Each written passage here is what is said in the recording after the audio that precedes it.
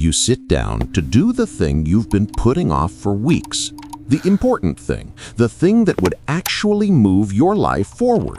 You open your laptop, pull up the document, stare at the blank page, and then your brain does something strange. It starts generating reasons why you should do literally anything else right now. Check your email first, organize your desk, research just a little bit more before you start. Maybe grab a coffee, respond to that text, clean your room. Suddenly, every trivial task in the world feels more urgent than the one thing you actually need to do. And you tell yourself you're just being productive in other ways, but deep down, you know the truth. You're avoiding it. Here's what nobody tells you about procrastination.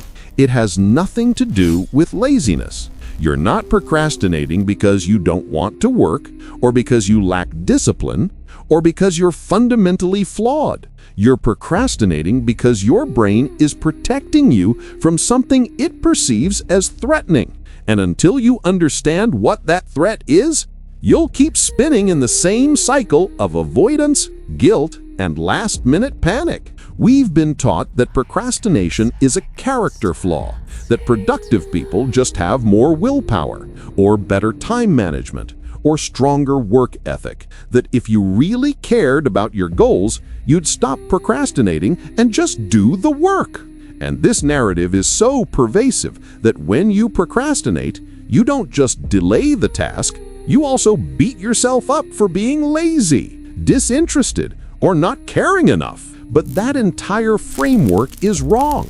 Procrastination isn't a motivation problem, it's an emotion regulation problem. Your brain isn't avoiding work, it's avoiding the emotional discomfort that comes with the work. And once you understand the specific emotions your brain is trying to protect you from, procrastination stops being this mysterious force you can't control and becomes a signal you can actually decode and address. Think about what you procrastinate on most.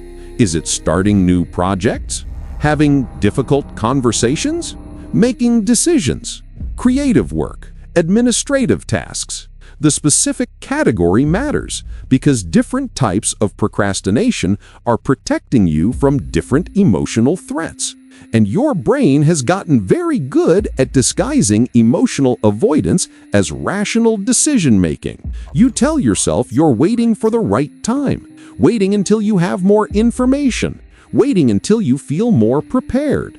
But what you're actually waiting for is for the emotional discomfort to go away. And since that never happens, you just keep waiting, keep avoiding, keep procrastinating, while telling yourself you'll definitely do it tomorrow. This is the emotional avoidance mechanism. Your conscious mind thinks you're being strategic, or careful, or thorough, but your unconscious mind is running a protection program, scanning for emotional threats and generating avoidance behaviors whenever it detects discomfort. The procrastination isn't the problem. The procrastination is your brain's solution to a problem it's detecting beneath your conscious awareness. Sarah had been putting off starting her business for 3 years. Every week, she'd set aside time to work on it, and every week, she'd find herself doing other things instead. She wasn't lazy. She had a demanding job, managed a household, stayed active. But when it came to her business, she couldn't make herself start. She'd beat herself up constantly for not having the discipline to just do it. But when she finally examined what was actually happening in the moments before she'd procrastinate, she noticed a pattern. Every time she opened her laptop to work on the business, she'd feel a wave of anxiety. Not conscious thoughts about failure or judgment, just a physical sensation of threat in her body. And her brain would immediately start generating distractions to move her away from that sensation. The procrastination wasn't about motivation or discipline. It was about her nervous system detecting emotional threat, fear of failure, fear of visibility, fear of disappointing people if it didn't work out, and activating avoidance behaviors to protect her from that anticipated pain. She wasn't choosing to procrastinate. Her brain was choosing it for her.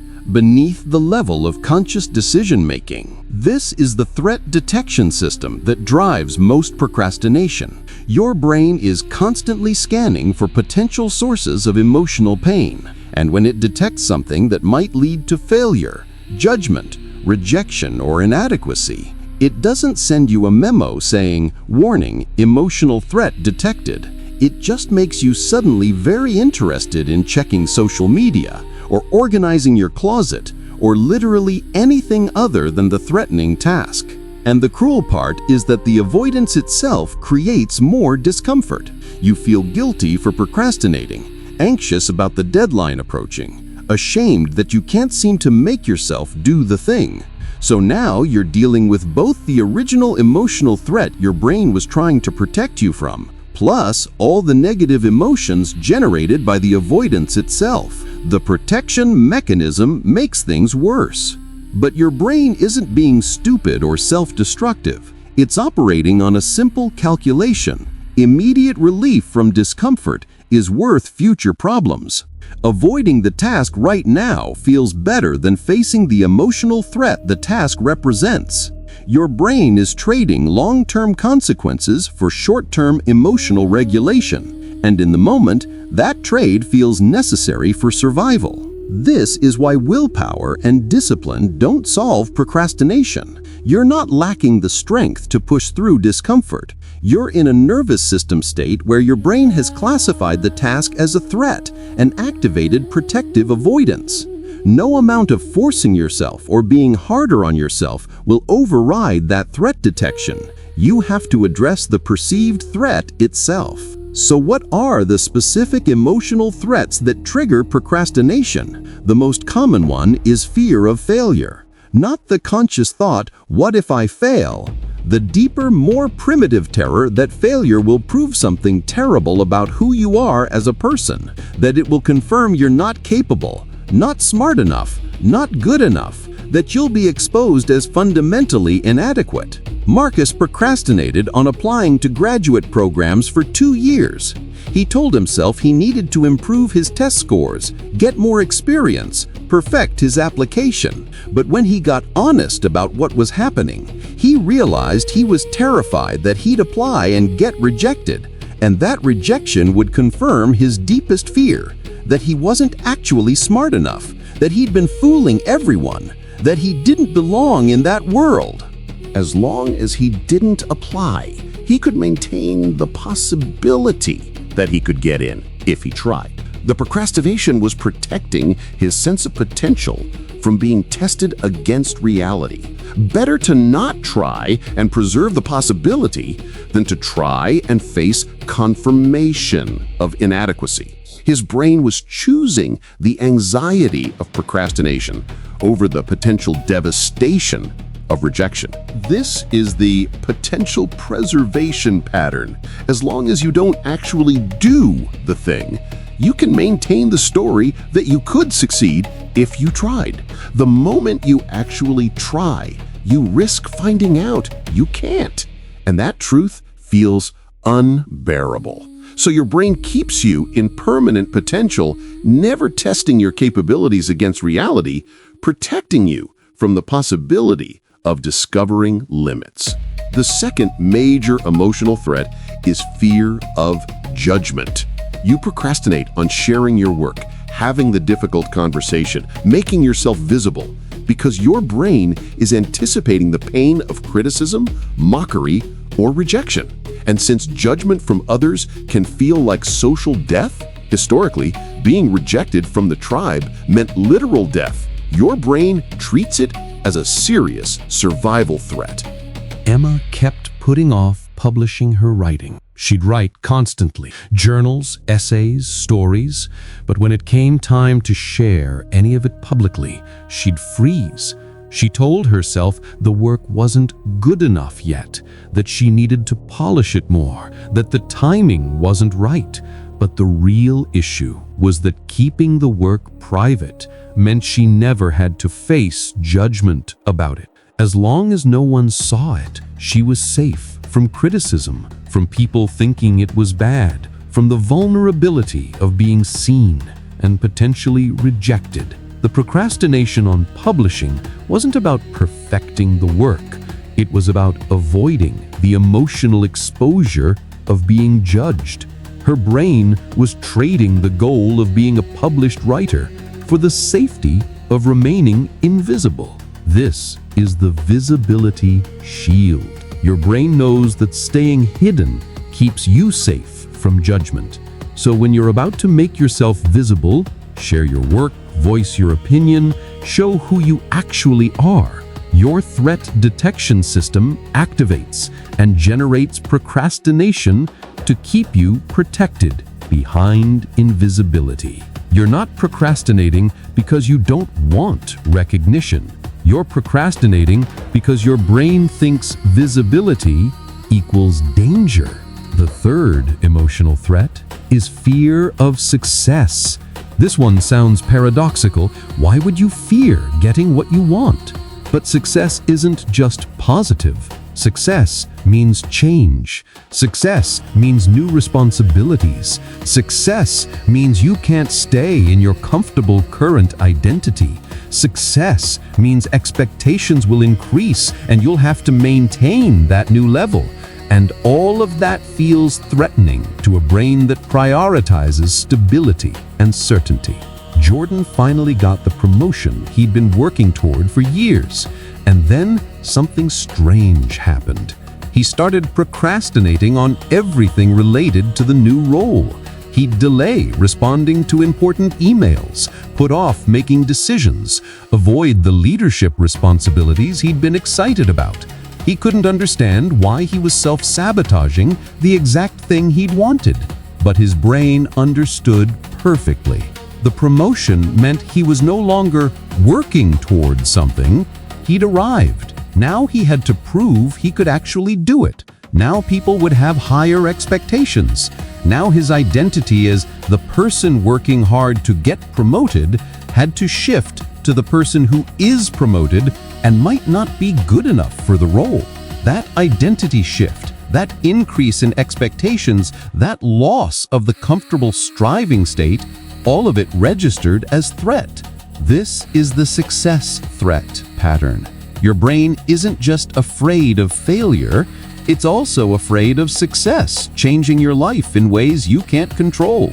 Success means leaving behind the familiar version of yourself and becoming someone new. And that transformation, even when it's what you consciously want, triggers protective procrastination because your nervous system equates change with danger. So, how do you actually address procrastination if it's an emotional regulation issue rather than a discipline issue?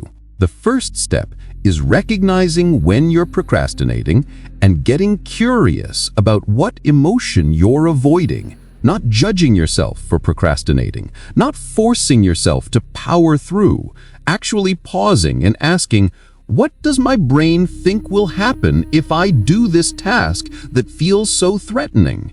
Most people never ask that question. They just cycle between procrastinating and beating themselves up for procrastinating. But the moment you start investigating the emotional threat underneath the avoidance, you're working with the actual mechanism instead of fighting against symptoms.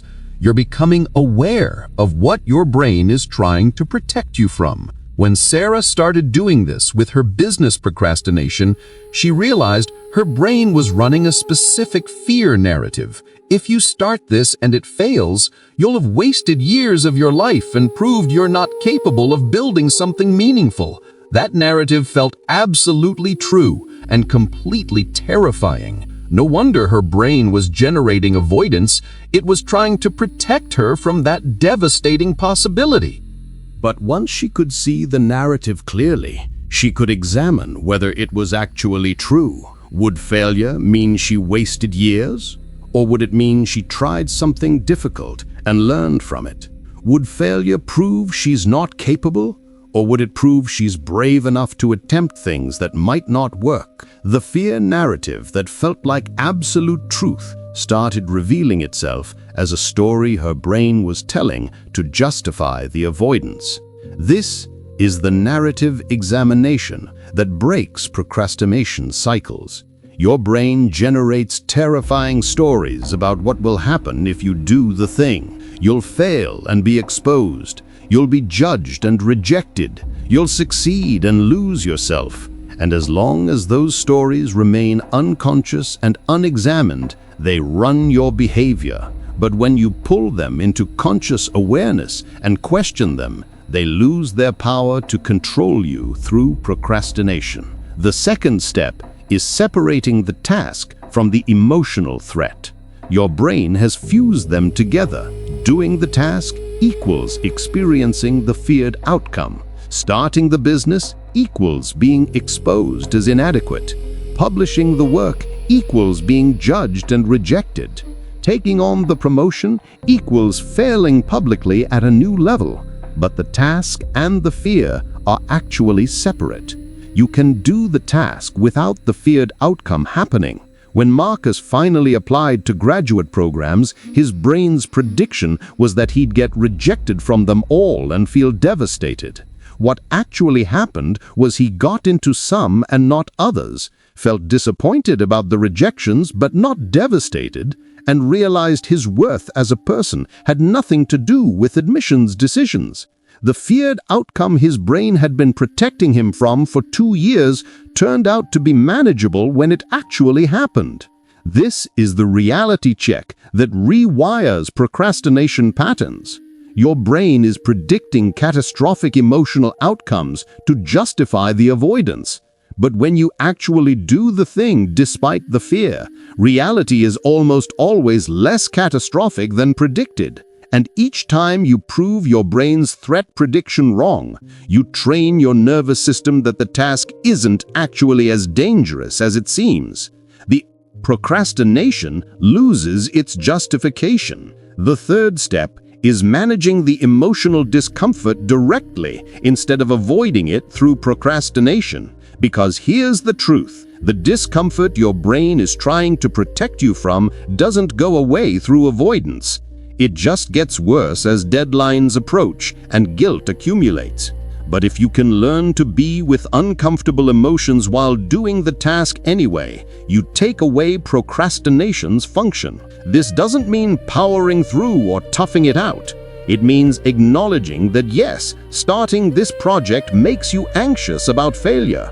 Yes, sharing your work makes you vulnerable to judgment.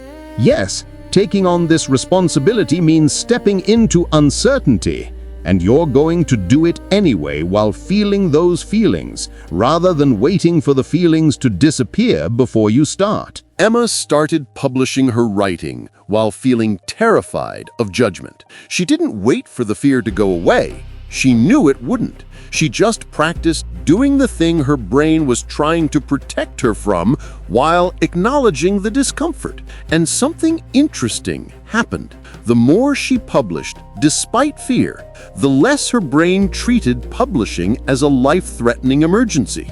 The procrastination decreased because the task stopped registering as such a severe threat.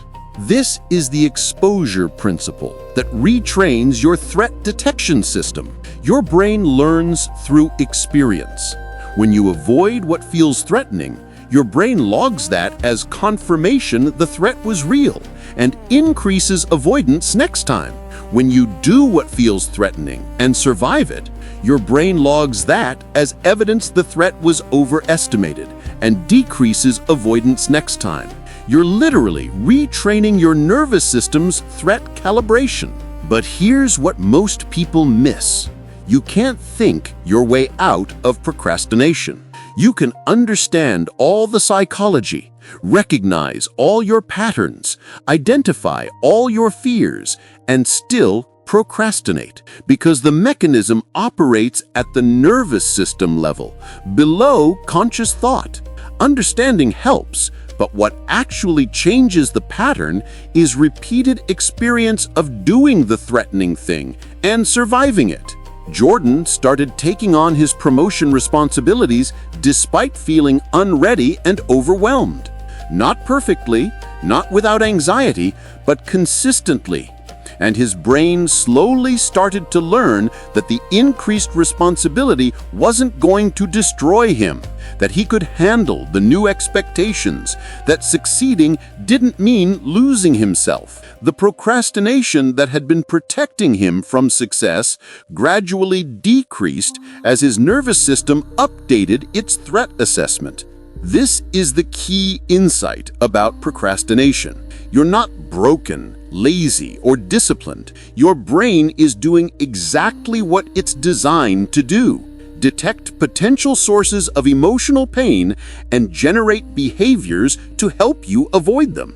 The problem is that your threat detection system is overly sensitive, treating manageable discomfort as unbearable danger, and the protection mechanism of procrastination creates more problems than it solves. But once you understand that procrastination is emotional avoidance rather than character failure, you can work with the actual mechanism. You can get curious about what threat your brain is detecting. You can examine whether the feared outcome is as catastrophic as it feels. You can separate the task from the emotional narrative, and you can build tolerance for uncomfortable emotions while taking action anyway. Most people spend years fighting their procrastination with discipline and willpower and self-criticism, wondering why nothing changes. They're trying to override a nervous system response with conscious force, which is like trying to stop your heart from beating through sheer determination. It doesn't work because you're not addressing the level where the problem lives. The procrastination isn't happening because you lack discipline. It's happening because your brain has classified something as an emotional threat and is trying to protect you through avoidance. And the only way to change that is to prove to your nervous system through repeated experience that the threat is overestimated and that you can handle the discomfort. This takes time. Your brain didn't develop these threat associations overnight, and they won't dissolve overnight. But every time you do the thing, despite fear, despite discomfort, despite your brain's predictions of catastrophe, you're building evidence that weakens the procrastination pattern. You're showing your nervous system that you're capable of handling what it was trying to protect you from. And something else happens through this process. You start trusting yourself in a different way. When you stop seeing procrastination as evidence that you're fundamentally flawed and start seeing it as your brain trying to protect you from perceived threats, shame decreases and compassion increases. You're not fighting against yourself anymore. You're working with your psychology. The person who understands their procrastination as emotional avoidance can say, "I'm putting this off because my brain is afraid of failure." And that's a normal human response to perceived threat. I'm going to acknowledge the fear and do it anyway, knowing that the catastrophe I'm imagining probably won't happen. And even if it does, I can handle it. That's completely different from, "I'm procrastinating again because I'm lazy and undisciplined, and there's something wrong with me." Your procrastination has been trying to tell you something. It's been pointing to the emotional threats your brain wants you to avoid: the possibility of failure, the vulnerability of judgment, the uncertainty of success. And instead of listening to what it's revealing about your fears, you've been beating yourself up for it. But now you know what it actually is: a protection mechanism trying to save you from pain, even though that protection is preventing you from growth. So the next time you find yourself procrastinating, don't just force yourself to work harder or feel more guilty. Get curious. Ask what emotion you're avoiding. Ask what outcome you're afraid of. Ask what your brain thinks will happen if you actually do this thing. Because the procrastination is the symptom, not the problem. The problem is the threat your nervous system is detecting. And once you address that threat directly, By examining the narrative, separating task from fear, and building tolerance for discomfort, the procrastination loses its function. You're not lazy, you're scared. And scared is something you can work with. Lazy is something you can only judge yourself for. The difference between those two understandings is the difference between staying stuck and actually changing. Your procrastination has been trying to protect you from emotional pain. Now you know that you can handle what it was trying to protect you from.